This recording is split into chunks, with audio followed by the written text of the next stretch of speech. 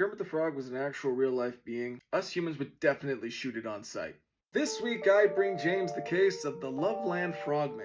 Back in May of 1955, a businessman named Robert Honeycutt was driving home around 2 in the morning. As he's driving along, he sees 3 strange beings crouched in the middle of the road.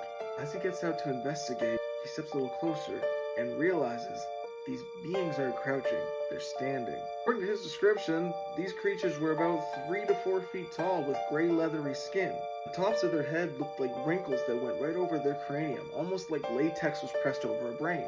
The most distinguished feature was their wide, frog-like mouths. As Robert's getting a good description and good look of these creatures, notices that they notice him. One of them, which he assumed was the leader, pulled a wand from its side and stuck it up in the air. It began shooting out sparks, and Robert said it smelled like almonds and alfalfa. Well, Robert didn't want to sit around and see what fate held for him. He hopped in his car and sped right off.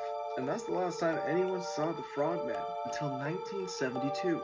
An officer named Ray Shockey was driving alongside the Little Miami River when he claimed that he saw a strange figure in the road.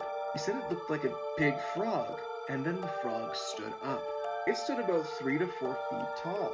It looked at him, turned around, hopped a guardrail, and went down into the river. Lucky for us, Ray Shockey was actually a really good artist, and he drew it back in the station. This is the sketch made by Ray Shockey, and his fellow officers believed him. They started looking around the area, seeing if there was any evidence or any clues that there was any sort of frogman. Fortunately, the only thing they could find was scratch marks along the guardrail beside the road. So the officers had their eyes peeled.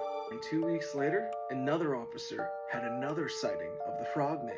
Officer Mark Matthews saw the creature in the same stretch of road. Now, Mark Matthews is a professional police officer, so he knew to handle this with care. So he got out of his car, whipped his gun out, and fired several shots at the Frogman.